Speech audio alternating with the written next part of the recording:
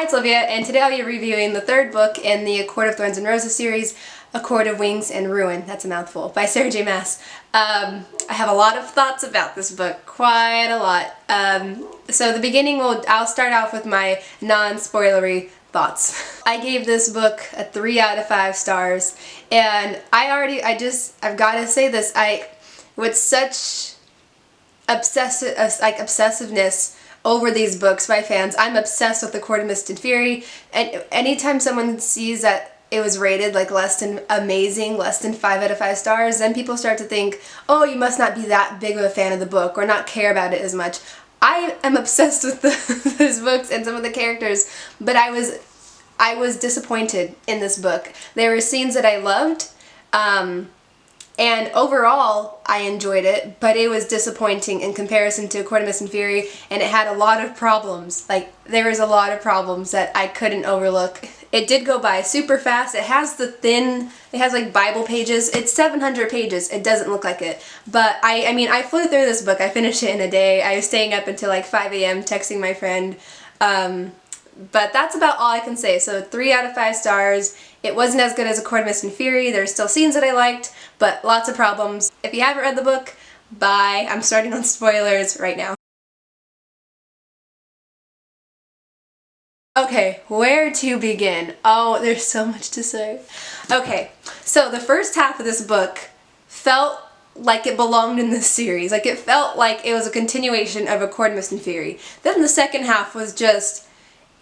I've mentioned this before to some people, but this, like, Empire Storms, the last book that came out in the Throne of Glass series, don't know if you've read it, but they are so similar. The plots, the characters, every single thing that's going on, they are so similar, and because of Empire Storms, like, there is a ton of stuff at the end of this book that I know other people would probably be like, oh, that's such a big plot twist, you know, oh, that was surprising, but it was so predictable because I could see that it was going down the same path as Empire Storm. And a big problem for me is as the book went on, or by the end of it, I questioned what was the importance of so much stuff in here. Like, I feel like there are so many things that were pointless, that happened.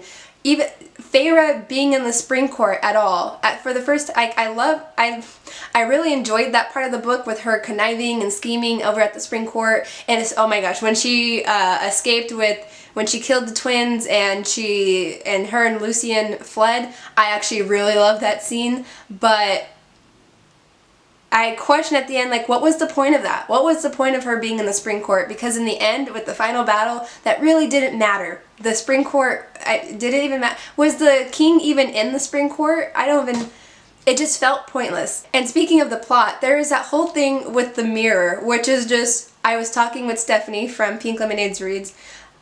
What was the point in that?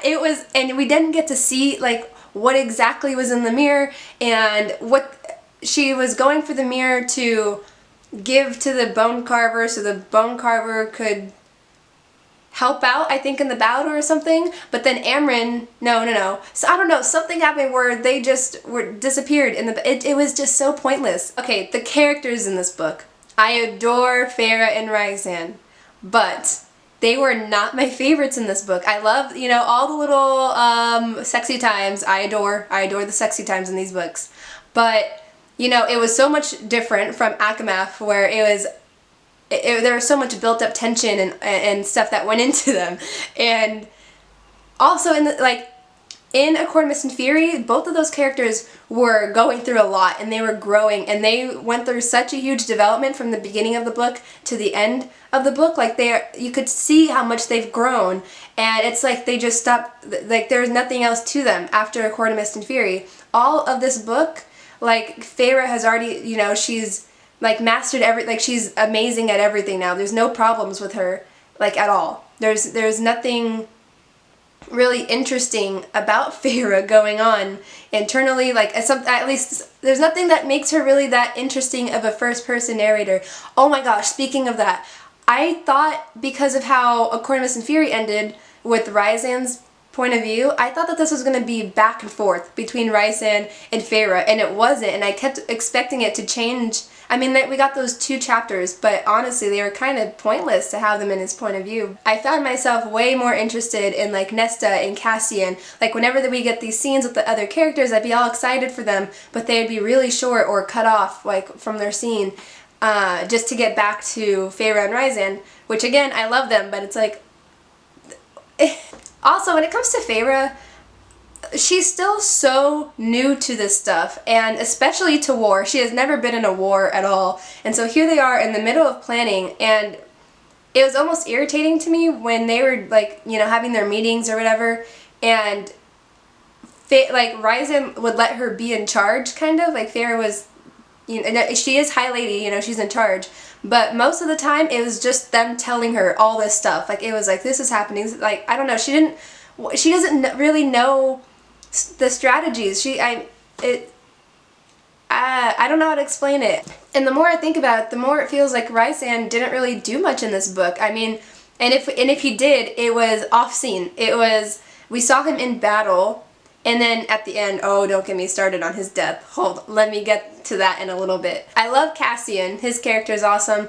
Oh, you know, I should talk about Tamlin. I don't know about that dude. Okay, the scene where he arrived at the High Lord meeting, I was living for that drama. Oh my gosh. I was like, ooh, he's here, and all the stuff he was saying, it was so juicy. I was loving that scene. But with him being good and like, I don't want him to be miserable for the rest of his life, and I didn't want him to die. But, you know, he's did bad things. He's just complicated because, you know, he, like, helped out Feyre at the end with, you know, escaping with Elaine and Azriel. Nesta and Elaine. Nesta was so much more interesting. I mean, she's frustrating, but I like her. And Elaine was just kind of irritating with... Okay, we had the thing with her being able to see into the future, or being a seer after the events of the library, but not much else happened after that. I was expecting that to be like a huge thing, like maybe she predicts a major thing at the end, but she didn't.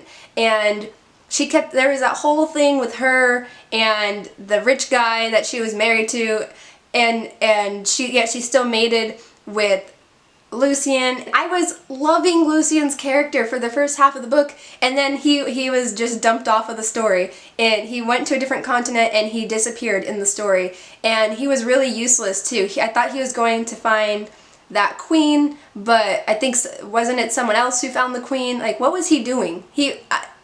And let's talk about the controversy around Mor and her sexuality, her coming out as lesbian. You know, we know that there is all the criticism of Sarah J. Maas for her lack of diversity, both racially and sexually, and I've got to say, this book felt like it was just screaming, hey look, I added some of that stuff in here. Like, it wasn't ever intended from the beginning. Like, it felt like she was throwing in all these characters. That's one of the problems when we have, like, you know, these big controversies around authors who don't have diversity. And then you'll have a lot of people demanding that the author include more diversity. And while it would be great if an author could include the diversity, if it doesn't come naturally to them, I don't feel like they should, I don't know if there's a point in trying it, because then it comes off bad. Or Mor being lesbian just was written kind of, I don't know, it was like poorly done, and I can't help but think that that was never the intention. I feel like when she started writing the book, she didn't mean for Mor to be lesbian. Maybe she did, but I doubt it. It feels like that was something that she changed her mind in very recently. But, you know, I don't know when she wrote her character around hearing the criticism. But then also we have that one guy, Heliorn, who's a High Lord, and he's bi, and one of the first things he says is that he wants a threesome or a foursome. And back to Mor, it's just, I understand that she was, you know, acceptance. She was worried about acceptance within just her society, but her inner circle, her main group of people who love her and care for her, I think they would understand her and still love her if she told them, and also that would have saved so much heartbreak on Azriel's part. But I just personally don't like the idea that she'd been leading him on for 500 years. Like, she knows that he has feelings for her, and she's just letting it sit like that, like not letting him move on. At the very least, if she knows she likes girls, you would think that she would let him move on so he can be happy, you know? And I felt bad for Azriel, and in this book, Azriel I loved him even more than I did before. He was awesome in this book. And I hope that it seems like he and Elaine will be the next couple, if Elaine could figure out that stuff with the married guy, and Lucien.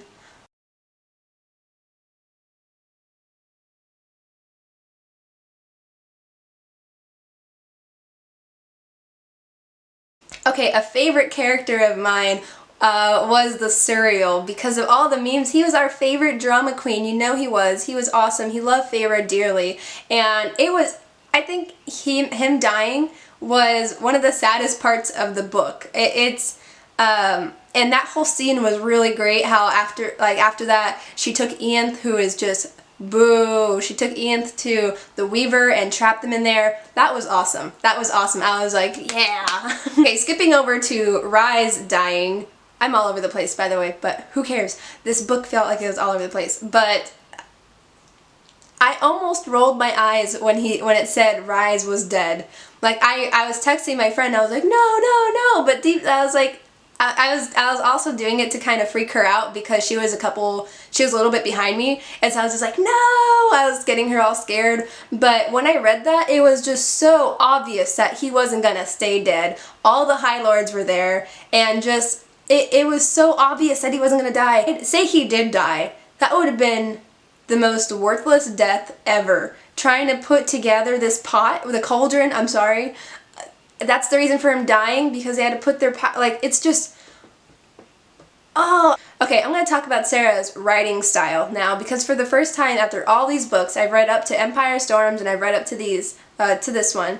I think I've finally started to become irritated with some of the writing because it's starting to feel repetitive. There's this one line that she keeps using all the time, and it's he, she, Feyre, Rhysand, Night, exploded. She always says exploded. I also notice like she tends to like summarize, or she just tells us and not shows us with some of her words. Like, for example, with the bone carver or the library monster thing, at the end when they were in the middle of battle, I think she said something like one of them wiped out like 20 men. But I wanted to know how they wiped out the 20 men. I wanted to see them doing that, but it was a lot of just telling us this happened, this happened. It was a lot of stuff that we didn't see because she just told us. Speaking of that library monster thing, okay, for some reason at one point my mind was thinking, you know that blue thing from the Proud Family movie? It's like this giant lump of something in the water. I don't know. The peanut guy was in charge of it. I know that sounds bizarre, Peanuts. The movie was awesome. Just watch the Proud Family movie. But I was picturing that blue thing as that library thing, and it just made it so much more funny. I couldn't take it seriously. And it was so nice. What a nice bargain to be like, oh yeah, I'll save your life and I'll help you destroy armies if you could just give me a window. Also, that character, Draken, I couldn't help but think of Dr. Draken from Kim Possible, so I couldn't take him seriously at all. I've got to wrap this up because I hear my mom pulling into the driveway and she still doesn't know about this channel. So, again, 3 out of 5 stars. I liked it. There were scenes that I really loved, but there were just so many flaws. There are so many flaws, and I think that this could have been way more epic than it was if it was just planned out a lot better. And it also felt a lot like Empire Storms, and some of her writing started to nag at me. But I am super sad that it's over, and I'm already sad that, you know, we're done with Feyre and Rhysand's story, at least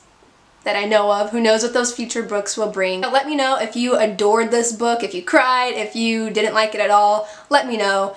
I'm feeling less inspired to deface it, but I'm gonna give it a shot. I don't know when, maybe after this video. So thank you for watching, and I'll see you in another video. Bye!